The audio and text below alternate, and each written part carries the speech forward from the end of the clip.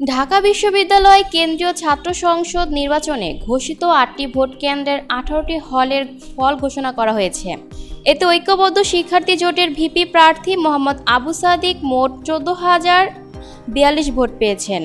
এছাড়া শীর্ষ 3 পদে এগিয়ে আছে শিবির সমর্থিত ঐক্যবদ্ধ শিক্ষার্থী জোটের প্যানেল। তবে আনুষ্ঠানিক ঘোষণা এখনও বাকি। এদিকে ডাকসু ভোটে রোকেয়া হলে সাদিক কায়েমের কাছে হার মানলেন স্বতন্ত্র প্রার্থী উমামা ফাতেমা। তিনি রোকেয়া হলে মোট ভোট পেয়েছেন 614। অন্যদিকে রোকেয়া হলে সর্বোচ্চ ভোট পেয়েছেন ডাকসুর ভিপি পদে প্রার্থী সাদিক কায়েম।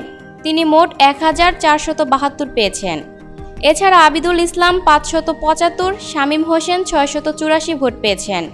এই হলে ডাকসুর জিএস পদে SM ফরহাদ সর্বাধিক 1120 ভোট পেয়েছেন। এছাড়া আরাফাত চৌধুরী পেয়েছেন 664 ভোট, মেঘ মোল্লার বসু 780 ভোট, তানভীর ভারী হামিম 447 ভোট এবং আবু বাকের মজুমদার পেয়েছেন 241 ভোট। রাত 1:45টা থেকে বিভিন্ন হলে আলাদাভাবে ফল ঘোষণা শুরু হয়। বুধবার ভোর 6টার মধ্যে মোট 8টি ভোট কেন্দ্রের অধীনে থাকা 18টি হলের ফল প্রকাশ করা হয়।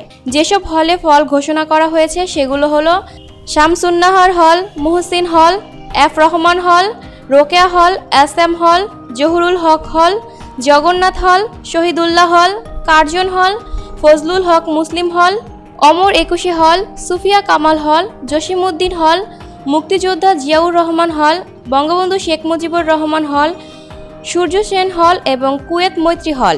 Lucky Akter, people voice television, Dhaka.